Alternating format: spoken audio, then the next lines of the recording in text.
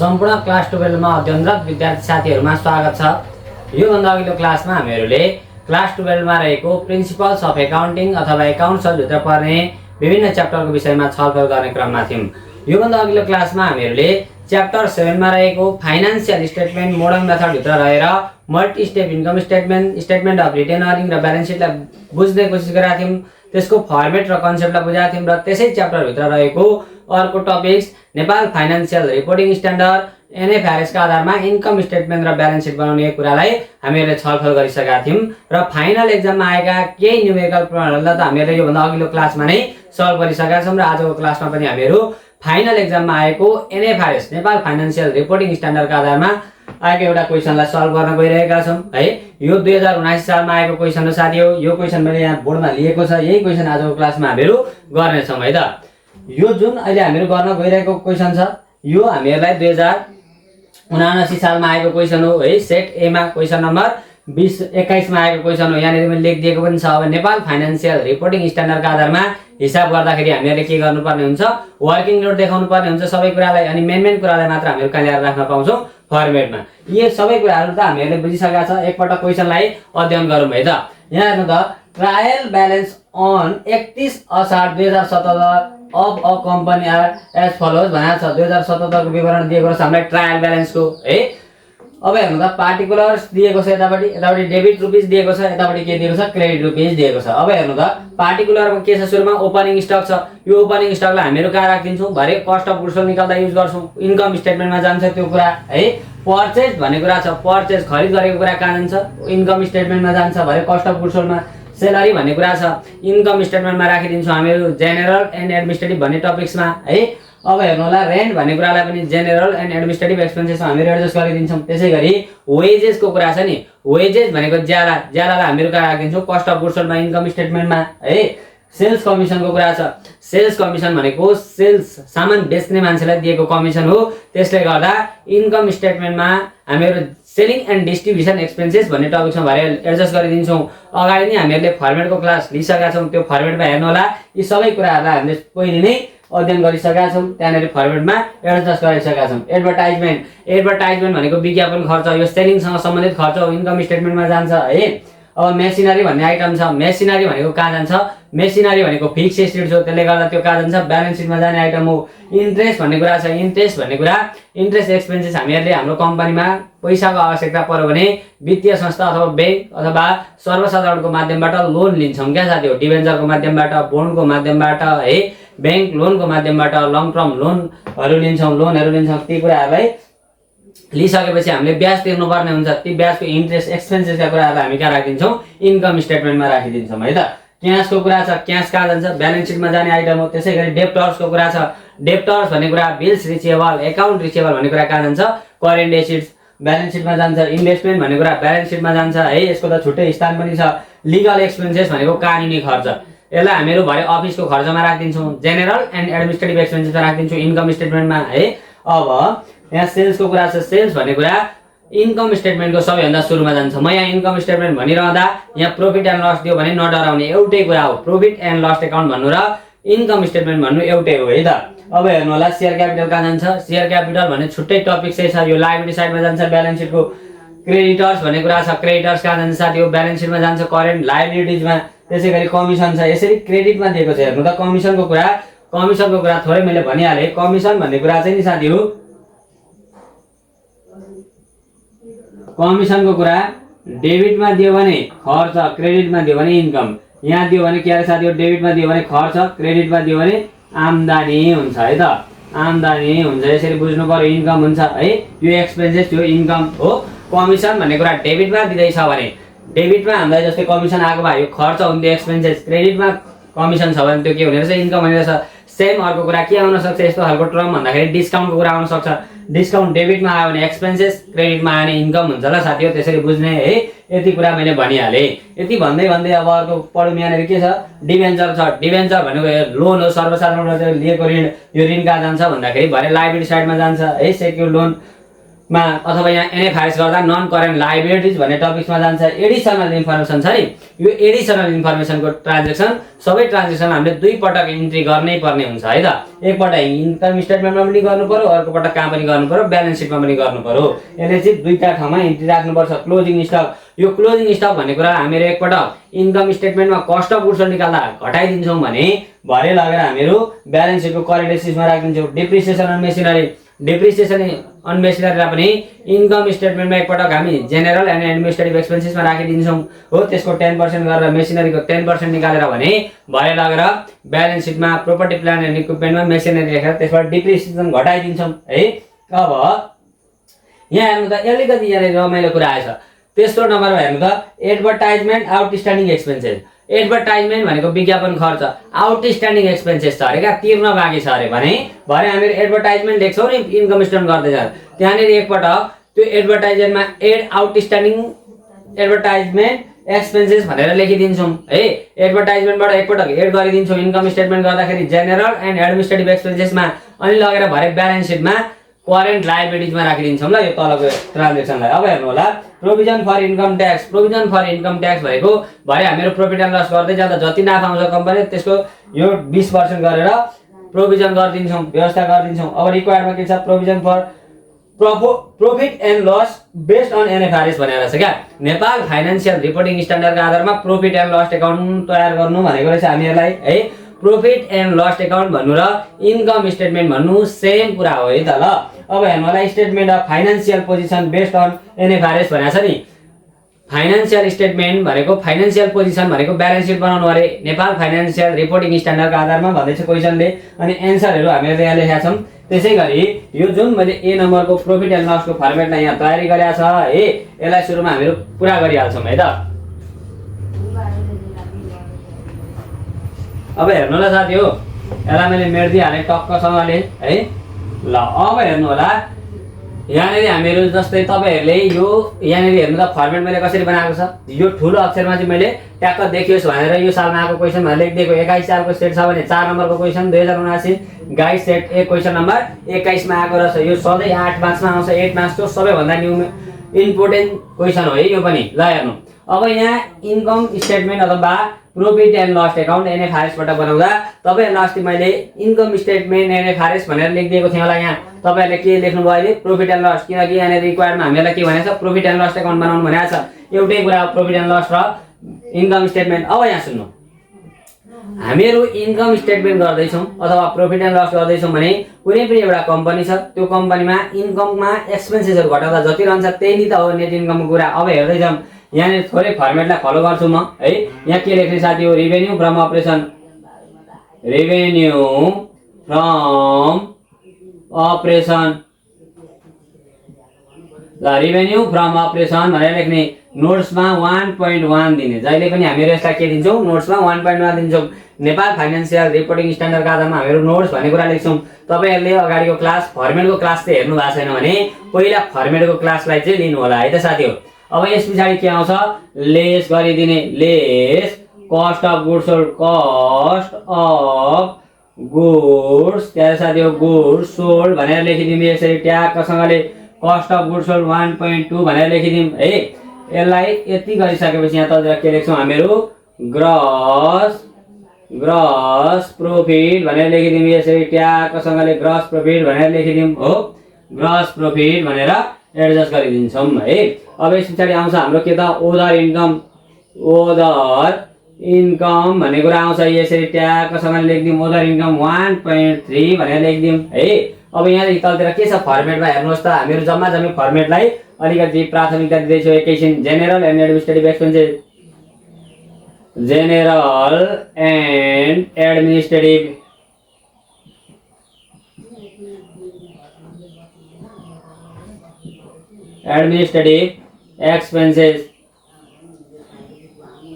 Expenses है। General and administrative expenses 1.4 मा लेखिदिउँ है। अब यहाँ तलतिर के आउँछ साथी हो, selling and distribution expenses expenses selling and distribution expenses 1.5 मा हामीहरू लेखिदिन्छौँ झ्याप्पसँगले। हेर्नु त यहाँ कति सजिलो छ। रेभेन्यू फ्रम अपरेसन, यहाँ कस्ट अफ गुड्स सोल्ड घटायो, ग्रस प्रॉफिट आयो, other income, general and administrative expenses, selling and distribution expenses. यहाँ तलतिर अदर अपरेटिङ एक्सपेन्सेस भनेर लेख्दा पनि भयो, नलेख्दा पनि भयो ल साथी हो। त्यसकारणले गर्दा यति गरिसकेपछि यहाँ के आउँछ, income from operation. Income from operation. हेर्नु है म कति सजिलो तरिकाले सिकाइदिन्छु, केही छैन साथी हो। इन्कम फ्रम अपरेसन यसरी नि गरिदिने ट्याक्कसँगले। यहाँ तलतिर के आउँछ, फाइनान्सियल कस्ट। फाइनान्सियल कस्ट तपाईहरुले एनएफआरएस का आधारमा इन्कम स्टेटमेन्ट बनाउने सोच आयो एक्जाम हलमा गएपछि भने यसरी सुरुमै गरे यो बनाइदिँदा भइहाल्छ ल। अब हेर्नु होला, रेभेन्यू फ्रम अपरेसन छ नि यहाँ 1.1 revenue from operation. Revenue from operation भनेर लेख्ने अपरेसन। अब यो रेभेन्यू फ्रम अपरेसन लेख्दै गर्दा यो रेभेन्यू फ्रम अपरेसनमा के पर्छ भन्ने कुरा थाहा पाउनु पर्यो। रेभेन्यू फ्रम अपरेसन भनेको नि साथी हो सञ्चालनगत आम्दानी क्या, जस्तै सेल्स रेभेन्यू हुन सक्ला, सर्भिस रेभेन्यू हुन सक्ला, त्यस्ता कुराहरु आयो भने यहाँ पर्छन्। सेल्स रिटर्नको कुरा आयो भने सेल्सबाट घट्छ, रिटर्न इनवर्ड आयो भने सेल्सबाट घट्छ, त्यस्ता कुराहरु यहाँ पर्छन्। त्यसकारणले गर्दा यहाँ सेल्स भनेर लेखिदियौँ। यहाँ हामीलाई क्वेशनमा सेल्स दिएको छ, किनभने यहाँ हेर्नु त तल सेल्स भन्ने कुरा चाहिँ सेल्स भनेर दिएको छ है। सेल्स भनेर कति दिएको छ, 3 लाख दिएको छ। अब यहाँ एउटा इम्पोर्टेन्ट कुरा हामीले गर्न बिर्सेछौँ, सुन्नु ल। यहाँ एउटा कुरा तपाईहरुले थाहा पाउनु भयो कि भएन। यो क्वेशन छ नि जुन 4 नम्बरको 2019 सालमा आएको क्वेशन छ नि, यो क्वेशनमा अरमा मल्टी स्टेप सोधेको छैन क्या, एनएफआरएस बाट मात्रै सोधेको छ। त्यसकारणले गर्दा तपाईहरुले जुन मल्टी स्टेप र एनएफआरएस अरमा आउँछ भन्ने कुरा छ नि, त्यो कहिलेकाहीँ नआउन पनि सक्छ। त्यसकारणले गर्दा दुईटै कन्सेप्टलाई फुल्ली रूपमा लिनु होला है त। एउटा मात्र प्र्याक्टिस गर्न नजानु होला। मल्टी स्टेप जानिसकेपछि एनएफआरएस आफै आउँछ, एनएफआरएस को कन्सेप्ट दिइसकेपछि मल्टी स्टेपको कुराहरु आफै आउँछ। त्यसकारणले गर्दा तपाईहरुले दुईटैलाई प्र्याक्टिस गर्नु होला। एउटा जानेर म जान्छु एउटा अरमा आउँछ त्यसलाई छोडिदिन्छु भनेर माइन्डसेट नगर्नु होला है त। यहाँनिर किनभने एनएफआरएस मात्रै सोधेको छ नि त, यस्तो पनि हुन सक्छ जिन्दगीमा कहिले कहिले यस्तो पनि हुन्छ नि त हैन। त्यस्तो भयो भने त गाह्रो पर्छ भरे। अब हेर्नु 3 लाख, यहाँ सेल्स रिटर्नको कुराहरु छैन, त्यसकारणले गर्दा यहाँनिर जाने टक्कसँगले 3 लाख लेखिदिने, 3 लाख लेखिदिने। अब हेर्नु 1.2 भनेर लेखिदिउँ। 1.2 मा के पर्छ त भन्दाखेरि हामी त कस्ट अफ गुड्स सोल्ड, यो कस्ट अफ गुड्स सोल्डमा पर्ने कुरालाई यहाँ एडजस्ट गरिदिउँ। कस्ट अफ गुड्स सोल्ड भनेर लेख्यो। Cost of goods sold, cost of goods sold भनेको कुनै पनि एउटा कम्पनीले कुनै सामान उत्पादन गर्न थालेका दिनदेखि बढिन्जेलसम्मको खर्च हो। त्यसकारणले गर्दा यहाँ ओपनिङ स्टकको कुरा, पर्चेजको कुराहरु पर्छ। यहाँ हेर्दै सुरुमै छ ओपनिङ स्टक भनेर लेख्दिमे। ओपनिङ स्टक, ओपनिङ स्टक भनेर लेखिदिउँ। ओपनिङ स्टक भनेर लेखिदिउँ। कति हजार छ ओपनिङ स्टक यहाँ हेर्नु त 10,000 छ है। त्यसपछि अर्को कुरा के छ, पर्चेजको कुरा छ। के रे साथी हो, पर्चेजको कुरा छ है। पर्चेजबाट हामीहरू पर्चेज रिटर्नको कुरा, रिटर्न आउटवर्डका कुराहरुलाई घटाइदिन्छौँ। यहाँ हेर्नु होला पर्चेज भन्ने कुरा छ, यसरी लेखिदिउँ हो। त्यसै गरी यहाँनिर पर्ने भनेको क्यारेजको कुरा, कस्टम ड्युटीको कुरा, वेजेसको कुराहरु। यहाँ हेर्नु त जस्तै दुईटा कुरा सक्यौँ हामीहरूले हो। वेजेस भनेको छ नि, यो वेजेसको बारेमा यहाँनिर लेख्दै गर्दा यहाँ तल वेजेसको बारेमा केही भनेको छ कि भन्ने कुरा हेर्ने ल, केही पनि छैन। वेजेसलाई यतापट्टि लेखिदिउँ, ज्यालालाई 14,000लाई है वेजेस भनेर लेखिदिउँ। के रे साथी हो, वेजेस भनेर लेखिदिउँ कि वेजेस भनेर लेखिदिउँ। कति हजार, 14,000 लेखिदिउँ वेजेस। अब क्यारेजको कुरा, कस्टम ड्युटीको कुराहरु आउन सक्छ ल, सेल्स कमिसन, यता ट्राभलिङ एक्सपेन्स, लिगल एक्सपेन्सेस ल, यहाँ केही पनि छैन। जस्तै यो कस्ट अफ गुड्स सोल्डमा के आउन सक्छ त्यहाँ बीचमा भने क्यारेज इनवर्डको कुरा, क्यारेज अन पर्चेजका कुरा हो। क्यारेज मात्रै पनि भनेर आउन सक्ला, फ्रेट इनवर्ड भनेर आउन सक्ला, फ्रेट अन पर्चेज भन्ने कुरा आउन सक्ला है। अहिले केही पनि छैन क्वेशनले, त्यही कारणले यति लेख्यौँ हामीहरूले। अब के घटाइदिने, लेस क्लोजिङ स्टक। ओपनिङलाई जोड्ने, क्लोजिङलाई के गरिदिने, क्लोजिङ स्टक भनेर लेखिदिने। क्लोजिङ स्टक भनेर लेखिदिउँ। क्लोजिङ स्टक यहाँ हाम्रो कति हजार छ, 14,000, 40,000। यसलाई के गरिदिने, घटाइदिने हो। ल घटाइदिउँ। कति आउँछ साथी हो भनौँ त, यो माथिको सबै जोड्ने, तलको घटाइदिने।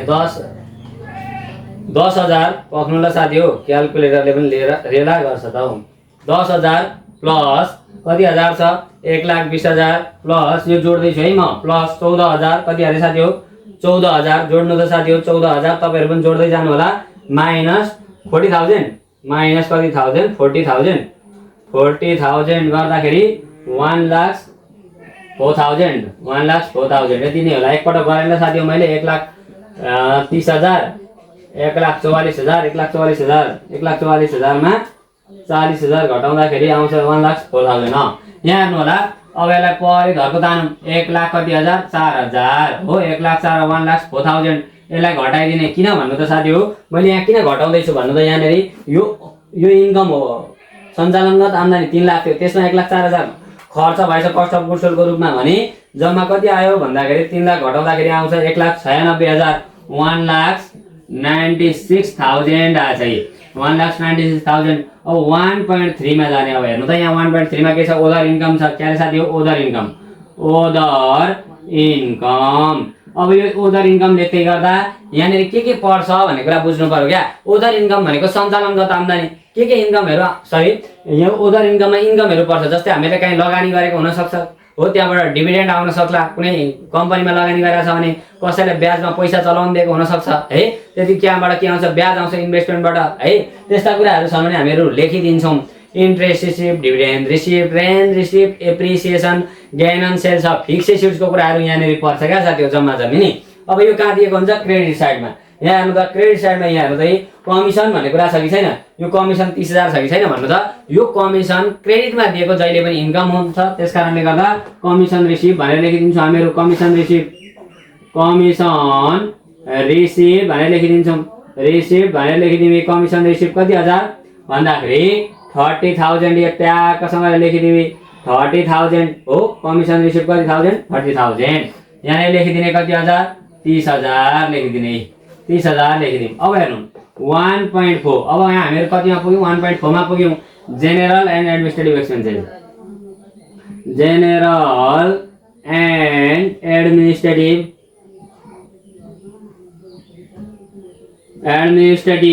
एक्सपेन्सेस भनेर लेख्ने। जेनरल एन्ड एडमिनिस्ट्रेटिभ एक्सपेन्सेस भनेको साधारण तथा प्रशासनिक खर्चहरु अफिसमा हुने खर्चहरु र प्रशासनमा हुने खर्चहरु के हुन सक्छन्। सैलरी हुन सक्ला रेन्ट हुन सक्ला इन्स्योरेन्स हुन सक्ला लिगल चार्जको कुराहरु हुन सक्ला अडिट फीको कुराहरु हुन सक्ला प्रिपेड इन्स्योरेन्स एक्सपायर्डका कुराहरु आउन सक्लान् है। यिनै कुराहरुलाई यहाँ क्वेशनमा खोज्ने लेखिदिने। अब हेर्नु त सैलरी भनेको छ कि छैन। यो सैलरी भनेर लेखिदिउँ 12,000 12,000 हो। सैलरी भनेर लेखौँ के अरे साथी हो सैलरी भनेर लेखिदिउँ। सैलरी भनेर लेखिदिउँ 12,000 यहाँ हेर्नु है 12,000 भनेर लेखौँ है। अब यो सैलरीको बारेमा एडिसनल इन्फर्मेसनमा के हुन सक्छ हेर्नु त closing stock depreciation advertisement provision ल छैन सैलरी। अब अर्को कुरा के छ रेन्ट छ कति हजार 13,000 13,000 रेन्ट भनेर लेखिदिउँ। रेन्टमा पनि कहिलेकाहीँ outstanding due to be paid हुन सक्छ तर अहिले छैन त्यसकारणले गर्दा यहाँनिर लेखिदिउँ। अब जस्तै कहिलेकाहीँ सैलरीमा रेन्टमा आउटस्ट्यान्डिङ थियो भने जोडिदिने तिर्न बाँकी थियो भने जोडिदिने प्रिपेड एडभान्स थियो भने घटाइदिने तर अहिले केही पनि छैन त्यही भएर यति लेखिदिउँ हामीहरुले हो। ल ठीक छ। अब हेर्नु है दुईटा कुरा भइहाल्यो। अब सेल्स कमिसन भरे तलतिर सेलिङ एन्ड डिस्ट्रिब्युसनमा जान्छ एडभर्टाइजमेन्ट सेलिङ एन्ड डिस्ट्रिब्युसनमा जान्छ मेसिनरी जाँदैन इन्ट्रेस्ट अहिले जाँदैन क्यास जाँदैन। ल legal charge expenses legal expenses भनेको कानुनी खर्च लिगल एक्सपेन्सेस भनेको कति हजार छ हेर्नु त। लिगल एक्सपेन्सेस भनेको 17,000 17,000 है लिगल एक्सपेन्सेस भयो। यति कुरा हामीहरुले लेख्यौं। अब यहाँनिर एउटा कुरा आउँछ के त भन्दाखेरि डिप्रिसिएसन अन मेसिनरी के रे साथी हो डिप्रिसिएसन अन मेसिनरी अब कसैलाई साथीहरुलाई थाहा नै छैन भने एउटा राम्ररी ध्यान दिएर सुन्नु होला। यो कुरा बहुत गजबको इम्पोर्टेन्ट कुरा हो है। यो दोस्रोमा हेर्नु त डिप्रिसिएसन अन मेसिनरी छ कि छैन। हामीहरुलाई माथि क्वेशनमा मेसिनरीको भ्यालु दिएको छ क्या मेसिनरीको भ्यालु दिएको छ। हामीहरुसँग कति बराबरको सम्पत्ति सामान छ मेसिनरी हेर्नु त यहाँ मेसिनरी भन्ने कुरा कतिको छ 2 लाखको छ। हामीहरुसँग 2 लाख बराबरको मेसिनरी सामग्री छ हो। त्यो 2 लाखको कति % डिप्रिसिएसन कटाउनु अरे 10% मूल्य ह्रास गर्नु अरे क्या मूल्य घटाउनु अरे। जति मूल्य थियो त्यो मेसिनरीको त्यसमा 10% घटाउनु भनेको हो क्या त्यसले। त्यसकारणले गर्दा 2 लाख मेसिनको मूल्य भइहाल्यो। यहाँ सुन्नु ल 2 लाख मेसिनको मूल्य भइहाल्यो। त्यसमा कति % डिप्रिसिएसन घटाउनु अरे 10% 10% र कतिले भाग गर्ने 100 ले हो। 2 लाख × 10 का पनि 100 गरिदिनु होला कति आउँछ भन्दाखेरि 20,000 20,000 यसरी टक्कसँगले के गरिदिने जोडिदिने अनि राखिदिउँ कति हजार आउँछ 12,000 सुरुमा 12,000 प्लस 13,000 प्लस 17,000 प्लस 20,000 गर्दाखेरि आउँछ कति हजार 62,000 आउँछ हो। 62,000 आउँछ झ्यापैसँगले हो 62,000 आयो। ल ठीक छ। अब हेर्नु यति गरिसकेपछि यहाँनिर लगेर राखिदिउँ 62,000 कति आयो साथीहरु 62,000 अब यो त खर्च हो त्यसले गर्दा यो ब्र्याकेटमा राखिदिउँ माइनस गरिदिउँ है। अब हेर्नु 1.5 मा selling and distribution expenses EXPN भनेको expenses selling and distribution expenses लेख्दै गर्दा त्यहाँ जाने कुराहरू के हुन् हामीहरूले सामान बिक्री वितरण गर्दाखेरि लाग्ने खर्च advertisement sales commission travelling expenses carriage outward हो सोरुमको कुरा वेयर हाउसको कुराहरू पर्छ भनेपछि यहाँ हेर्नु त यहाँ के छ सेल्स कमिसन पनि छ 10,000 हो। सेल्स कमिसन भनेको सामान बिक्री गर्ने मान्छेलाई दिएको कमिसन सेल्स कमिसन भनेर लेख्ने सेल्स कमिसन है सेल्स कमिसन। फेरि यो तलको कमिसनसँग केही नगर्ने यो त केही हुँदैन। फेरि यहाँनिर अघिमा हामीले इन्कममा राख्यौँ त्यो क्रेडिटको कमिसनलाई सकिहाल्यो सेल्स कमिसन भनेको छुट्टै कुरा हो है त। ल सेल्स कमिसनको कुरा लेख्यौँ हामीहरूले। त्यस पछाडि अरू के छ यहाँ हाम्रो एडभर्टाइजमेन्ट छ के अरे साथी हो एडभर्टाइजमेन्ट विज्ञापन खर्च एडभर्टाइजमेन्ट भनेर लेखिदिउँ ल। एडभर्टाइजमेन्ट कति हजार छ हेर्नु त एडभर्टाइजमेन्ट कति छ 8,000 छ हेर्नु है 8,000 छ। यो एडभर्टाइजमेन्ट भनेको 8,000 छ भने अब यो एडभर्टाइजमेन्टमा आउटस्ट्यान्डिङको कुरा दिएको छ क्या साथीहरु मेरो झुक्क्याउन हेर्नु त एडभर्टाइजमेन्ट आउटस्ट्यान्डिङ एक्सपेन्सेस भनेको तिर्न बाँकी एक्सपेन्सेस चाहिँ कति रहेछ हामीहरूले विज्ञापन खर्च दिनुपर्ने कति तिर्न बाँकी कति रहेछ 4,000 हामीले जम्मा दिनुपर्ने 8 ले 12,000 रहेछ त्यसमा 8,000 दिएछौँ अब कति हजार बाँकी रहेछ तिर्न भन्दाखेरि 4,000 हेर्नु त कति मजाले भनिदिएको छ आउटस्ट्यान्डिङ भनेको तिर्न बाँकी एक्सपेन्सेस कति हजार छ 4,000 छ त्यसलाई जोडिदिने यहाँ हेर्नु होला एड गरिदिने अनि O/S भनेको के हो आउटस्ट्यान्डिङ हो है साथी आउटस्ट्यान्डिङ एक्सपेन्सेस भनेर लेखिदिने अनि कति हजार जोडिदिने 4,000 मैले यहाँ अटाउनका लागि थोरै सर्ट फर्ममा लेखेँ तपाईहरुले मिलाएर कच्चा कुचुक पारेर लेख्नु होला। अब हेर्नु यहाँ हेर्नु त 4 8 र 4 ले 12,000 अब यहाँनिर अरु कुरा सोरुमको कुरा हो वेयर हाउसको कुराहरु केही छ यहाँ debenture commission creditor sales legal debtors cash investment advertisement ल छैन यति नै हो। यो तल जाने हेरौँ त केही छ ल यो एकताल गइसक्यो अरु जाँदैन यहाँ ल सकिहाल्यो यसलाई जोडेर यहाँ राखिदिउँ झ्यापसँगले ल कति हुन्छ 10,000 प्लस 12,000 10 र 12 ले 22,000 22,000 हो 22,000 आयो। यसलाई पनि यहाँनिर राखिदिउँ 22,000 यतापट्टि हिसाब गर्ने यतापट्टि लगेर टक्क राखिदिने के छ हेर्नु त यतापट्टि वर्किङ नोट देखाउने यतापट्टि ल्याएर एडजस्ट गर्दै जाने। अब हेर्नु 1,96,000 प्लस 30,000 हो माइनस 62,000 माइनस 22,000 गर्दा कति आउँछ 1,42,000 आउँछ हो 1,42,000 आउँछ। अब हेर्नु है म यतापट्टि गरिदिन्छु साथी हो है यहाँनिर आँटिहाल्छ आखिर हाम्रो हिसाब किताब यहाँदेखि गर्नु पर्दैन। मैले वर्किङ नोट यहाँदेखि मुनिको लेखिन यतापट्टि लेखेँ ल जस्तै त्यहाँ तल लेख्न पनि अलिकति झ्याउ हुन्छ हैन 1.5 भएपछि 1.6 मा के अरे साथी हो फाइनान्शियल कस्ट यो तरिकाले गर्दा बहुत सजिलो हुन्छ है साथी हो जाने एक्जाम हलमा छिर्ने यो बट्टा बनाइहाल्ने अनि अरु खोज्दै जाने। फाइनान्शियल कस्टमा के पर्छ इन्ट्रेस्ट एक्सपेन्सेसको कुराहरु पर्छन् क्या त्यसकारणले गर्दा हामी इन्ट्रेस्ट एक्सपेन्सेसको कुरा खोजिदियौँ। अब यहाँ हेर्नु त इन्ट्रेस्ट एक्सपेन्सेसको कुरा यहाँनिर दिएको छ जस्तो लाग्छ मलाई इन्ट्रेस्ट भनेर इन्ट्रेस्ट डेबिटतिर दिएको इन्ट्रेस्ट भनेर मात्रै आउनु भनेको यो खर्च हो यो 7,000 त्यसलाई राखिदिउँ इन्ट्रेस्ट भनेर राखिदिउँ। फाइनान्शियल कस्टमा इन्ट्रेस्टको कुरा पर्छ इन्ट्रेस्ट वित्तीय कस्ट हो नि त 7,000 कति आयो साथी हो 7,000 हो 7,000 पर्छ यसरी 7,000 लेखिदिने 7,000 लाई यसरी क्लोज गरिदिउँ अरु केही पनि छैन। यही 7,000 मा पनि यो इन्ट्रेस्टमा पनि कहिलेका आउटस्ट्यान्डिङ हुन सक्छ प्रिपेड हुन सक्छ तर अहिले चाहिँ छैन है त ल 7,000 यो पनि हामीले कसैलाई ब्याज तिर्ने कुरा हो त्यसले गर्दा यो के हुन्छ खर्च हुन्छ माइनस 7,000 गरिदिउँ त 1,35,000 गरिदिने 1,35,000 है। अनि के आउँछ net profit before tax profit before tax भनेर लेखिदिने नेट प्रॉफिट बिफोर ट्याक्स। अब लेस गरिदिउँ हेर्नु ल साथी हो प्रोभिजन फर ट्याक्स गरिदिने यो के हो भन्ने कुरा बुझ्नु पर्यो ल। अब जस्तै हामीले प्रॉफिट एन्ड लस गर्दैछौँ कुनै पनि एउटा कम्पनीमा इन्कममा एक्सपेन्सेस घटाउँदाखेरि हाम्रो नेट प्रॉफिट बिफोर ट्याक्स कति आयो 1,35,000 आयो। हाम्रो कम्पनीलाई नाफा भएको रहेछ कति 1,35,000। अब हाम्रो कम्पनीलाई नाफा भइसकेपछि हामीले नेपाल सरकारलाई ट्याक्स नतिर्ने हुँदैन क्या हामीले धरै पाउँदैनौँ। त्यसकारणले गर्दा नेपालको कन्टेक्स्टमा हामीहरूले हाम्रो कम्पनीलाई प्रफिट भइसक्दा राज्य अथवा नेपाल सरकारलाई हामीले के तिर्नुपर्छ, ट्याक्स तिर्नुपर्छ क्या, कर तिर्नुपर्छ। त्यसको लागि हामीहरू व्यवस्था गर्छौँ यहाँनिर केबाट, हाम्रो कम्पनीलाई जति नाफा भएको छ त्यसको 17% गरेर है। अब हेर्नु त यहाँनिर गरिदिएँ मैले 1,35,000। किन मैले यो लेखेको 35,000? हाम्रो कम्पनीलाई नाफा भएको कति हो? 1,35,000। त्यसको कति पर्सेन्ट ट्याक्स तिर्नुपर्ने अरे यहाँ हेर्नु त भनिदिएकै छ 20%। प्रोभिजन फर इन्कम ट्याक्स @ कति पर्सेन्ट? 20%। अब यहाँनिर 20% गर्नु पर्यो क्या। 20% हटाउन कतिले भाग गर्ने? 100ले। भने 1,35,000 × 20 का भने 100 गरिदिने हो भने कति आउँछ? 27 पक्नु है त, 2700,000 है, सरी 27,000 हो। 27,000 यसलाई के गरिदिनु पर्यो? घटाइदिनु पर्यो। जस्तै हाम्रो नाफाबाट ट्याक्स तिरेपछि त पैसा जान्छ, ट्याक्स तिर्दा त नेपाल सरकारलाई पैसा पठाइदिनु पर्छ हो, कर कार्यालयमा गएर। त्यसकारणले गर्दा त्यो पैसा जान्छ भनेर बुझ्ने। 1,08,000 आयो। यहाँ हेर्नु त 1,08,000 आयो। ट्याक्कसँगले यसलाई के भन्यो? नेट प्रॉफिट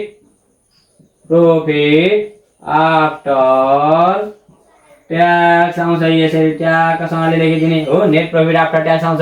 यति गर्दाखेरि हेर्नु त, हेर्दा चाहिँ यति मात्र हो, तर अलिकति कुरा बुझ्नुपर्ने छ। त्यसकारणले गर्दा अलिक गर्नु होला है। हामीहरूले हेर्नुलाई प्रॉफिट एन्ड लसको एन्सर पनि 1,08,000 निकालिसक्यौँ है। यसरी नै हामीहरू अब यसलाई ब्यालेन्स सिटलाई तयार गर्छौँ है त। एकैछिन अब हामीहरू ब्यालेन्स सिटलाई तयार गरौँ है त। यहाँ हेर्नु त डलर कम्पनी ब्यालेन्स सिट एजन केबाट गर्छौँ हामीहरू? Nepal financial reporting standard NFRS है। यो ब्यालेन्स सिटको ठाउँमा तपाईँहरूले यही कुरालाई सार्दा पनि हुन्छ ल। Financial position based on NFRS भनेर फाइनेन्सियल पोजिसन भनेर लेख्दा पनि हुन्छ है, नत्र ब्यालेन्स सिटै भनेर लेख्दा पनि भइहाल्यो है त। अब हामीहरू मैले भनिहालेँ कि त हामीहरूले कसरी गर्नुपर्छ अरे भर्टिकल ब्यालेन्स सिट गर्दा, यसरी मल्टी स्टेपको NFRS को ब्यालेन्स सिट गर्दा कि त करेन्ट एसेट्सबाट सुरु गरेर करेन्ट लायबिलिटीबाट सुरु गरेर यसरी क्रम मिलाउँदा पनि भयो, कि त फिक्स एसेट्सबाट सुरु गरेर शेयर क्यापिटलबाट सुरु गरेर क्रम मिलाउँदा पनि भयो है। यसरी हामीले क्रमिक रूपमा चाहिँ गर्नुपर्छ, तर दुईटा मध्ये एउटा गर्दै हुन्छ है त। बुकतिर तपाईँहरूले करेन्ट एसेट्सबाट सुरु गरेको पाउनुहुन्छ, त्यसरी नै गरे पनि भयो। यसरी गर्दा पनि मजाले हुन्छ, एकदम ढुक्कले गर्नु ल। यहाँ हेर्नु होला, सुरुमा हामीहरू के लेख्छौँ साथी हो, थोरै लेखिदिइहालौँ। Non current assets, non current assets भनेर लेखौँ। नन करेन्ट एसेट्स भनेर लेखौँ। अब यो नन करेन्ट एसेट्स भित्र तीनटा कुरा लेखिदिउँ। हामीहरूले फर्मेटहरू लेख्नु भएको छैन भने, सार्नु भएको छैन भने फर्मेटलाई चाहिँ सुरुमा क्लास लिनु होला है त। योभन्दा अगाडि हामीहरूले सम्पूर्ण ओल्ड इज गोल्डका क्वेसनहरू क्रमिक रूपमा गर्दै आउँदैछौँ र फर्मेट र कन्सेप्टको कुरालाई पनि बुझाएको छौँ। यस पछाडि हामीहरू पनि कुनै क्वेसनलाई नछोडिकन सबै क्वेसन ओल्ड इज गोल्डका सकेर बुकका पनि गर्छौँ। त्यस कारणले गर्दा तपाईँहरूले रेगुलर रूपमा क्लास लिनु होला है त। अब हेर्नु होला, यहाँनिर लेख्ने प्रोपर्टी प्लान्ट एन्ड इक्विपमेन्ट भनेर लेख्ने। प्रोपर्टी प्लान्ट एन्ड इक्विपमेन्टमा 3.1 भनेर दिने। नोट्स है 2.1 लेख्दा पनि हुन्छ। अब त्यसै गरी यहाँ तलतिर मैले इन्टेन्जेबल एन्ड फिक्टिटियस एसेट्स भनेर लेखिदिएको छ। नदेखिने सम्पत्तिहरू, गुडविल, ट्रेडमार्कको कुरा त्यो छैन, त्यस कारणले गर्दा मैले लेखिनँ है। इन्भेस्टमेन्ट प्रोपर्टी, इन्भेस्टमेन्ट प्रोपर्टी भनेर लेख्थ्यौँ 3.2 मा। जस्तै फर्मेटमा हेर्नुभयो भने त्यहाँनिर इन्टेन्जेबल एन्ड फिक्टिटियस एसेट्स भनेर लेखेको छ, त्यो कुरालाई नलेख्दा पनि हुन्छ ल। अब यहाँनिर लेखिदिउँ, अहिले चाहिँ छैन नि त गुडविल ट्रेडमार्कको कुराहरू, कहिलेकाहीँ आयो भने लेख्ने। टोटल नन करेन्ट एसेट्स भनेर लेखिदिने यसरी ट्याक्कसँगले हो। टोटल नन करेन्ट एसेट्स भनेर यतापट्टि लेखिदिने। अब हेर्नु होला, यहाँ तलतिर के आउँछ साथी हो? Current assets. अब यो करेन्ट एसेट्सलाई हामीले वर्किङ नोट नदेखाउँदा पनि हुन्छ। त्यसले गर्दा हामीहरूले एसेट साइडको दुईटालाई ट्रान्जेक्सनलाई वर्किङ नोटमा प्रस्तुत गर्नु पर्यो। कतिलाई? 3.1 लाई प्रोपर्टी प्लान एन्ड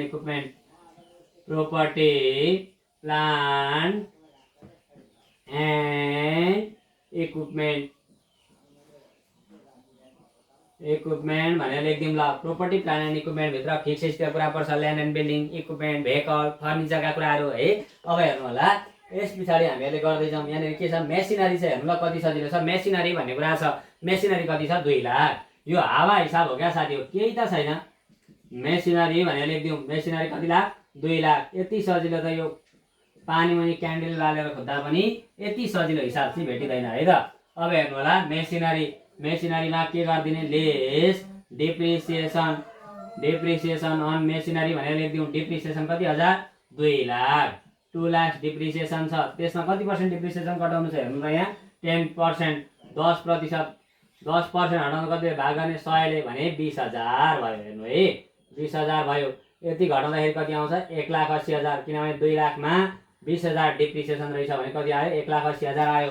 अब यहाँ तल फर्निचरको कुरा, इक्विपमेन्टको कुरा, भेकलको कुराहरू केही छ हेर्नु त, डिभेन्चरको कुरा यहाँनिर मेसिनरी ल यतापट्टि केही पनि छैन। इन्भेस्टमेन्टको कुरा छुट्टै ठाउँमा जान्छ भनेपछि यति नै रहेछ फिक्स एसेट्स, त्यहाँ गएर लेखिदिउँ 1,80,000 ट्याक्कसँगले 1,80,000 है। अब 3.2 को वर्किङ नोटमा हामीले के गर्दैछौँ इन्भेस्टमेन्ट प्रोपर्टी।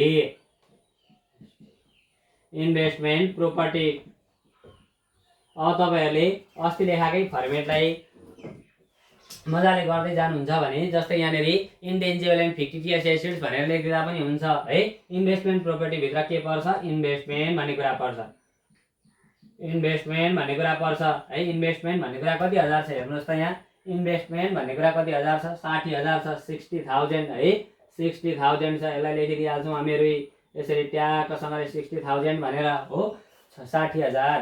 यसरी हामीहरूले इन्भेस्टमेन्टलाई पनि एडजस्ट गर्यौँ। यो 60,000 लाई यहाँ ल्याएर राखिदिउँ टक्कसँगले चिल्ली च्याट्टै अक्षर पारेर है। यसरी झ्याप्पसँगले लेखिसकेपछि हामीहरूको के गर्ने त भन्दाखेरि यसलाई जोडेर यतापट्टि राखिदिने, त्यसलाई के भनिन्छ अरे साथी हो टोटल नन करेन्ट एसेट्स।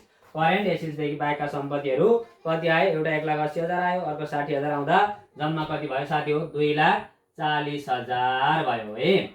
ल 2,40,000 भयो। अब करेन्ट एसेट्स भित्र पर्ने कुराहरू के हो डेप्टर्सको कुरा, क्यासको कुरा है, क्लोजिङ स्टकका कुराहरू पर्छन्। अब यहाँ हेर्नु होला डेबिट साइडमा हेर्दै जाउँ त, यहाँ कसैले क्यास भन्ने कुरा छ, सुरुमा क्यास छ 1,09,000 क्यास भनेर लेखिदिउँ है।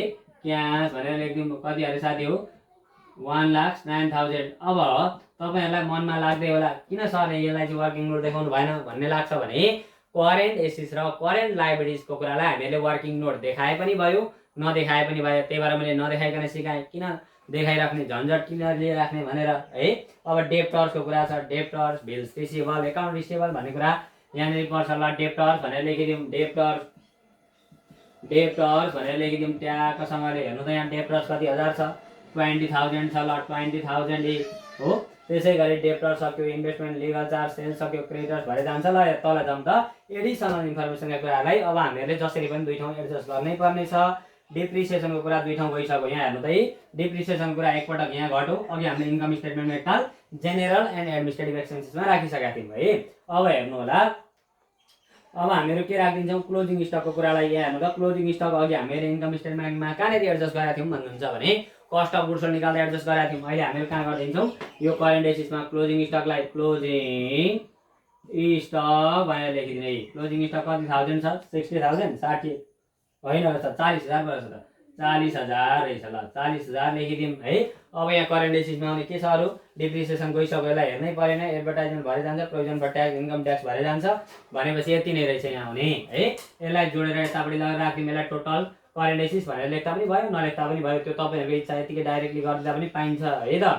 ल 20,000 प्लस 40,000 त्यो तिनटैलाई जोडिदिने क्यालकुलेटरमा 1,69,000 आउँछ। यसरी ट्याक्कसँगले 1,69,000 प्लस 40,000 गर्दा 4,09,000 कति हाल्यो 4,09,000 आउँछ। यसरी ट्याक्कसँगले लेखिदिने। यहाँ हेर्नु त एन्सर शुद्ध मिलिसक्यो।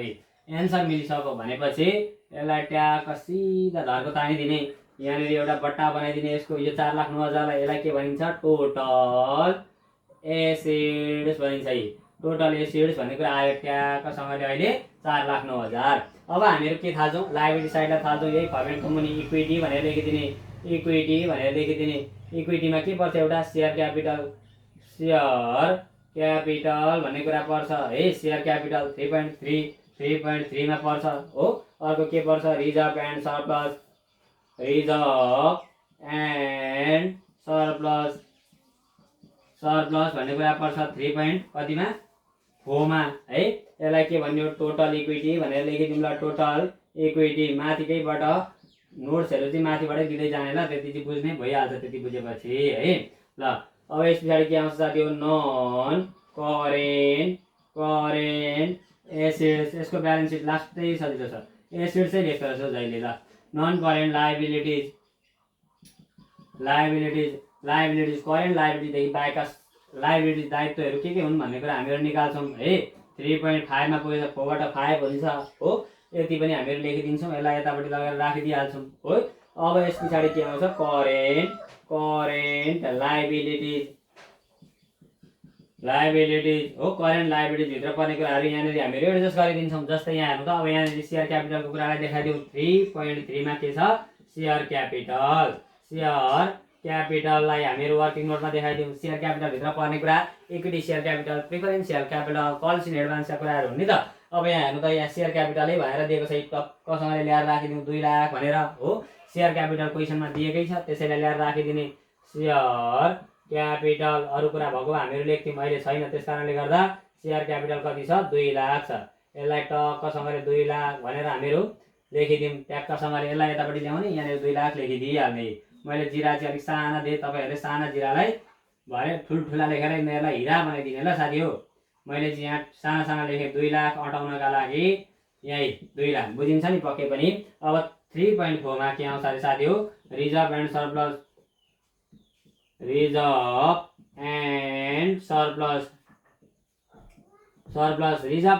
भित्र पर्ने शेयर प्रिमियमको कुरा, जेनरल रिजर्भको कुरा है। त्यसै गरी के पर्छ नेट इन्कमको कुरा, रिटेन अर्निङको कुरा पर्छ। यहाँनिर मैले एउटा कुरा नेट इन्कम लेखेँ, यहाँ सुन्नु ल। नेट इन्कम भनेर लेख्छु है। यो नेट इन्कम भन्ने कुरा अघि हामीहरूले इन्कम स्टेटमेन्ट गर्दा अन्तिममा नेट प्रॉफिट आफ्टर ट्याक्स जति निकालेको छ त्यही एमाउन्टलाई ल्याएर यहाँ राखिदिने हो क्या। जस्तै यहाँ हेर्नु त अघि हामीले कति निकालेको थियौँ, एन्सर मिलेको थियो नेट प्रॉफिट भनेर दिएको रहेछ 1,08,000। यो भन्दा अघिल्लो हामीले भर्खरै गरेको इन्कम स्टेटमेन्टमा नेट प्रॉफिट आफ्टर ट्याक्स भन्ने कुरा जति छ त्यो नै यहाँ ल्याएर राखिदिने है। कति हजार 1,08,000 हो। 1,08,000 2 लाख प्लस 1,08,000 गर्दा 3,08,000 कति हुन्छ रे साथी हो। यो दुईटा जोड्ने यतापट्टि लगेर राखिदिने। टोटल इक्विटी 3,08,000 आउँछ हो। 3,08,000 आउँछ ट्याक्कसँगले। अब हेर्नु नन करेन्ट लायबिलिटिज 3.5 मा सुन्नु ल। नन करेन्ट लायबिलिटिज भनेर लेख्ने। नन करेन्ट लायबिलिटिज भित्र पर्ने भनेको के हो त भन्दा नि साथी हो नन करेन्ट लायबिलिटिज भित्र पर्ने भनेको जस्तै अस्ति हामीले मल्टी स्टेप गर्दा सेक्युर्ड लोन भित्र जे पर्थ्यो नि bond, debenture, bank loan, long term loan त्यही कुराहरु क्या। यहाँ डिभेन्चरको कुरा, बोन्डको कुरा, बैंक लोनको कुराहरु आयो भने यहाँनिर पर्छन्। जस्तै अहिले के दिएको छ यहाँ त लास्ट पोइन्टमा डिभेन्चर भनेर 50,000 दिएको छ, त्यसैलाई लेखिदिउँ है। डिभेन्चर भनेर लेखिदिउँ।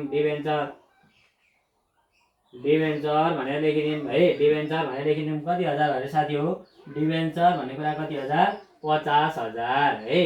50,000 ठिक छ। डिभेन्चर भन्ने कुरा कति हजार अरे साथी हो 50,000 लेखिदिउँ हो। अब हेरौँ त साथी हो यति गरिसके पश्चात 50,000 यसलाई यतापट्टि लगेर राखिदिइहालौँ 50,000 लाई है। जस्तै यहाँ बोन्डको कुरा आएको भए, बैंक लोनको कुरा आएको भए, लङ टर्म लोन आएको भए यहाँ पर्थ्यो।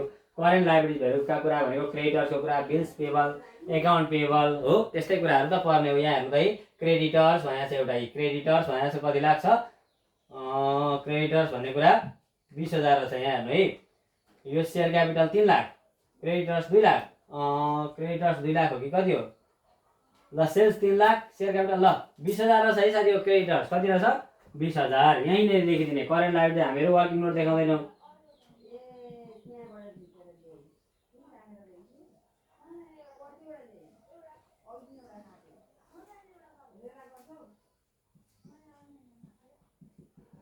क्रेडिटर्स भनेर लेखिदिउँ है। क्रेडिटर्स भनेर लेखिदिउँ। कति हजार क्रेडिटर्स 20,000 है।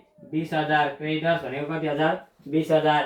करेन्ट लायबिलिटीमा क्रेडिटर्स भन्ने कुरा आयो ठिक छ। क्रेडिटर्स भनेर कति लेख्यो 20,000 लेख्यो है।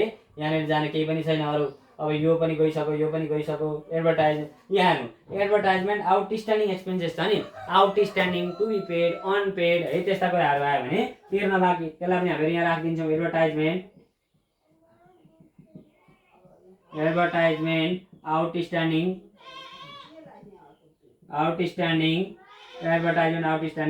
एक्सपेन्सेस भनेर लेखिदिउँ हो। कति हजार 4,000 कति हजार अरे साथी हो 4,000 छ। त्यसलाई जोडिदिने। यो दुई ठाउँ जानुपर्ने। अघि हामीले एकताल इन्कम स्टेटमेन्ट गर्दा एडभर्टाइजमेन्टसँग यसलाई जोडेका थियौँ एकपल्ट, अहिले फेरि अर्को ठाउँ गयो, दुई ठाउँ गयो, यसको पनि काम तमाम भयो। अब चौथो नम्बरमा हेर्नु त provision for income tax. Provision for income tax भन्ने कुरा इन्कम स्टेटमेन्ट गर्दै जाँदाखेरि नेट प्रॉफिट बिफोर ट्याक्स जति आएको थियो त्यसमा त्यो 1,35,000 को 20% गरेर हामीले 27,000 निकालेका थियौँ।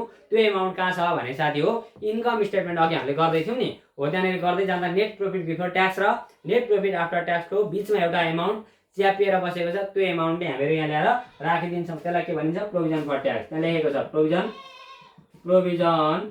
For tax. त्यो प्रोभिजन फर ट्याक्सको कुरा मैले यहाँ अगाडिको मेटेँ, त्यस कारणले गर्दा तपाईँहरूले हेर्नु होला अघि सारेको ठाउँमा त्यहाँनिर प्रोभिजन फर ट्याक्स भन्ने कुरा कति छ 27,000 छ है साथी हो, त्यहाँ हेर्नु होला। ल अब यसलाई जोडिदिउँ 20,000 प्लस 4,000 प्लस 27,000 गर्दाखेरि 51,000 आउँछ है 51,000। अब यसलाई सबैलाई जोडिदिउँ 51,000 प्लस 50,000 है प्लस कति हजार 3,08,000 गर्ने हो भने पक्नु है 3,08,000 गर्ने हो भने क्यालकुलेटरले पो रेला गरे कि मैले रेला गरेँ मिल्दैन, छिट्टै अर्कै छिट्दैछु क्या। ल यसो गर्दाखेरि कति आउँछ 4,09,000 4,09,000। यहाँ हेर्नु त ब्यालेन्स सिट बराबर आउँछ है भन्ने कुरा त हामीले सुनेका थियौँ है, आयो कि आएन बराबर। यहाँ हेर्नु त माथि जस्तै ब्यालेन्स सिटको कुरा हामीले ट्याक र्याकै के निकाल्यौँ बराबर निकाल्यौँ। अब यहाँ लेख्ने के टोटल